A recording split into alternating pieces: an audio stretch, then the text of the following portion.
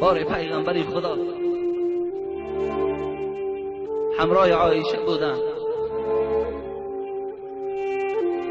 عایشه میگوید از حبیب خدا طلب کرد ای شوهر مهربان، ای حبیب خدا، میخواهم که در حق من دعا کنی. دادرای عزیز خیلی با اهمیت باشین. شاید این سخنی مرا بعضی مادرها هم خواهرها هم بعداً شنوند. این حکمت دارد. عایشه از شوهرش دعا طلب میکند. امروز من شما را باور که شاهد میگیرم اگر در همین مسجد تا 3000 و 4000 نفر باشین، خدا داناست که هیچ زن شما از شما دعا طلب نمیکنند. باره هم نمیگن که شوهر در حق من دعا کن. باور کن در فکرشان هم نمیگذارن. حتی پروای دعای شوهر هم ندارن. نمیدانن که حبیب خدا گفت، اشاره به سوی شوهر کرد، گفت ای خانم های مهربان، ای زنان مسلمان، هو جنتک و نارک. انمی شوهرها جنت و دوزخ شما هستند. اگر جنت میخواهی احترامشان کنیم، به قدرشان رسیم. خواه زیبا هستند، خواه بدرو هستند، خواه پولدار هستند، خواه بی پول هستند، خواه منصب دارن، خواه منصب ندارن، احترامشان کنیم. اینا جنت و دوزخ شما هستند. افسوس که امروز به قدرترین شخص در خاندان شوهرها می باشند. شوهر قدر ندارد، احترام ندارد، به قدر شوهر نمیرسند. باور کنین این زنها تا حد آمدن که پیش شوهر خیستن برای خود عار میدانند. اینا برای خود یک چیزی خیلی ناخوب میشمارن که پیش شوهرش خیزد، لیکن پیش یک مردی بیگانه و پیش یک زنی بیگانه میخیزند.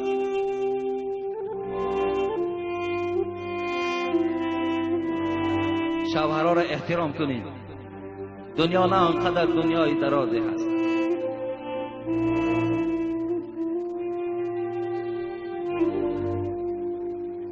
اگر هر یک زنی که نماز میخواند لیکن در نمازش حبیب خدا میگوید در حق شوهر دعا نمیکند، نماز او در سر او زده میشود، قبولی درگاه خدا نمیشود. زن همیشه باید دعا کننده در حق شوهر باشد. احترام شوهر باید به جای بیارد. حکم شوهر برای او فرض و واجب است. اگر گردن کشی کند، اگر ناپسندی کند، حبیب خدا گفتند درهای جنت بالای این زن پوشیده است. مادرای عزیز و خواهرای عزیز، من بر همه شما باور که مراجعتم همین است.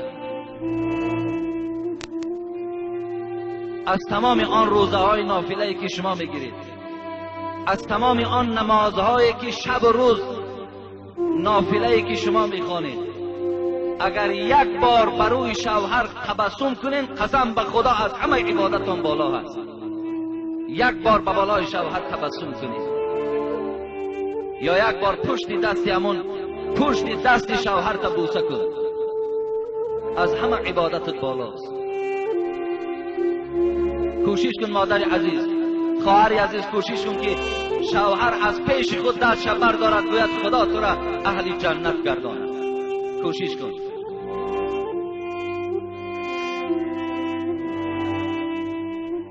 اعظم الناس حقا علی المرأة زوجها. زیرا خواهر عزیز، بزرگترین حق بالای تو نه پدر دارد، نه برادر دارد، نه عمک و تقت دارد، شوهر دارد. بزرگترین حق بالای تو حق شوهر نیست. قسم به خدا روز عدل‌ها این زن و شوهرها را خدا در پیشگاه خودش راست میکند. خوش به حال او زنی که در دنیا خدمت کرد، دعا کرده، دعای شوهر را گرفته است. خداوند باز همراه می شوهر در جنت جایش میکند. حضرت عایشه است، شوهر از حبیب خدا گفت در حقم دعا کن.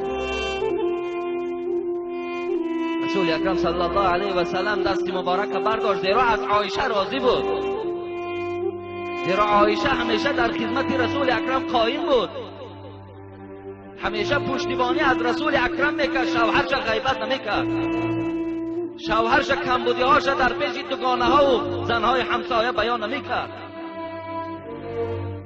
بار یک جمله یهودی ها چند نفر دشمنای اسلام خانه پیغمبری خدا آمدند، خانه رسول اکرم در آمدن تا این اندازه دشمن بودن که در جایی که السلام علیکم گویند چی میگفتند؟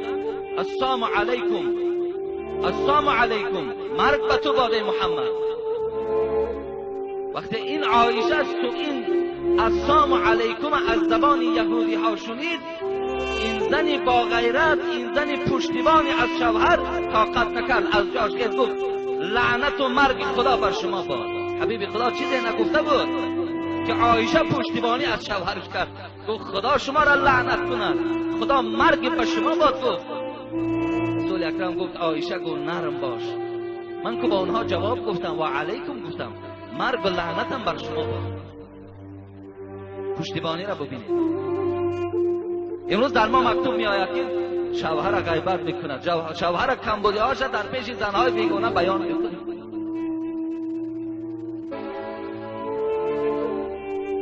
رسول اکرم وقتی که این پیشنهاد عایشه را گوش کرد که در حقم دعا کن، دستش برداشت چی گفت؟ چه بشارت خوب است، قسم به خدا این دعای پیغمبر را گرفتن دیگر چه جای وصفش است. اللهم اغفر لعایشه، دعای پیغمبر، اللهم اغفر لعایشه ما تقدم من ذنبها و ما تأخر و ما اسرت و ما اعلنت. خدایا گفت پروردگارا عایشه را گناهاش مغفرت کن. خدایا آن گناهی را که نافهمیده کرد و آن گناهی را که قصدن کرد، خدایا از تو خواهش دارم عایشه را مغفرت کن. خدایا آن گناهی را که آشکارا کرد پنهان کرد، خدایا مغفرتش کن. عایشه وقتی دعای پیغمبر را شنید، شاید همون لحظه برای عایشه لحظه های شیرین ترینی از حیاتش بود.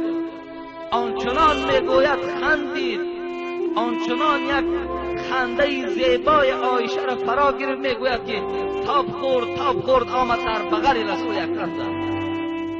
رسول الله گفت آیا دعای من ترا خوشنود کرد و از این دیگر چی برای من دادی؟ ولی گفت بسیار از دعای تو خوشنود شدم. رسول اکرم گفت ای عایشه، گفت انا همین دعایی که من برای تو کردم، قسم بر آن خدایی که مرا با پیغمبری مبعوث کرد، در هر نمازم در حق امتم انا همین دعاست، در حق امتم این دعا را همیشه میکنم.